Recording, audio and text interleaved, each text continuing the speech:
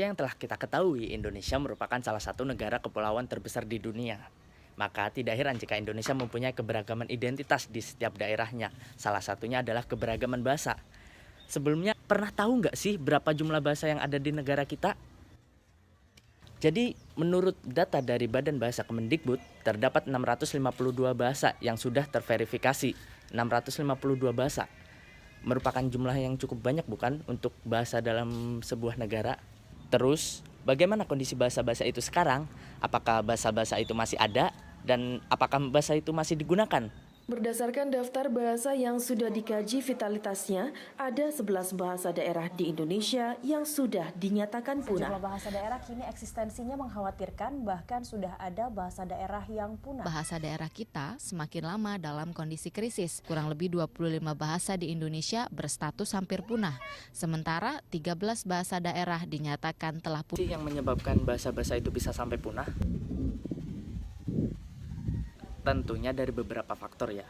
Dan salah satu faktornya adalah berhentinya transmisi dari generasi sebelumnya ke generasi setelahnya. Apa buktinya? Buktinya banyak orang tua sekarang ini tidak mau menggunakan, bahkan tidak mau mengajarkan kepada anak-anak mereka tentang bahasa warisan leluhur mereka, dan lebih suka menggunakan bahasa Indonesia sebagai alat komunikasi di dalam rumah.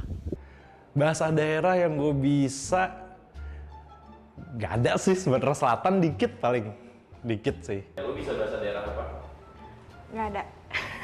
Padang gue bisa sedikit, cuma nggak fluent. Tidak hanya itu, pengaruh globalisasi juga merupakan salah satu faktor lunturnya bahasa kita. Banyak dari mereka yang menganggap bahwa bahasa warisan leluhur mereka atau bahasa daerah mereka adalah bahasa yang kuno, nggak gaul, ketinggalan zaman, kampungan, atau apapun itu, yang membuat mereka meninggalkan bahasa-bahasa itu dan lebih memilih bahasa asing yang mereka anggap lebih gaul, populer, dan kekinian. Bahkan lebih parahnya lagi, generasi muda sekarang juga suka mencampur adukan bahasa sehingga menciptakan bahasa-bahasa baru seperti yang kita kenal. Bokap, nyokap, lo, gue, anjay. Jika terus dibiarkan, maka tidak hanya bahasa daerah, bahasa Indonesia pun bisa rusak.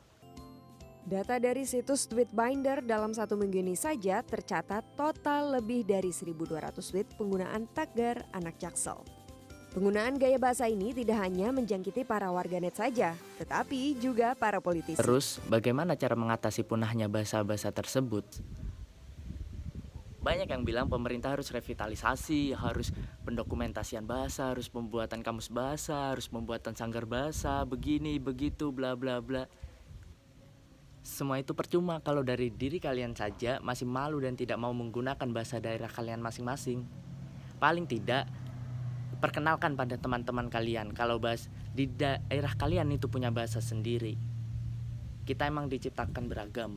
Dalam surah Al-Hujurat ayat 13 juga dikatakan bahwa kita di dunia ini diciptakan berbangsa-bangsa dan bersuku-suku agar kita saling mengenal. Oleh sebab itu, mari kita bergerak menjaga dan melestarikan warisan identitas kita. Tidak hanya bahasa, tetapi juga identitas yang lainnya.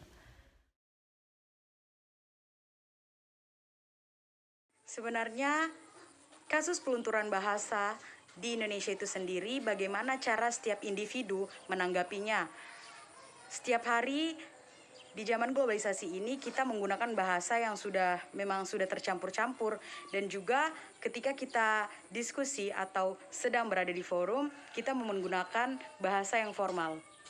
Cukup sedih sih, karena kita sendiri juga kadang tidak menggunakan bahasa kita sendiri gitu, yang secara tidak langsung nunjukin kalau kita tuh sedang mengalami krisis identitas bangsa gitu.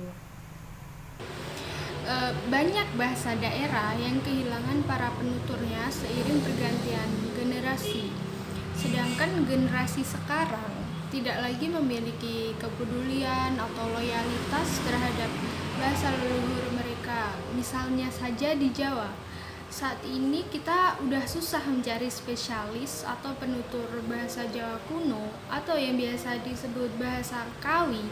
Mungkin hanya kalangan keraton atau dalang wayang aja yang masih bisa menuturkan dan mengekspresikan bahasa tersebut. Kita bisa menggunakan bahasa daerah kita di dalam lingkungan keluarga. Karena Sebagian besar keluarga masih dalam satu rumpun yang sama. Bahasa merupakan perwujudan dari suatu bangsa. Oleh karena itu, kita sebagai generasi penerus bangsa, mari kita lestarikan bahasa daerah kita.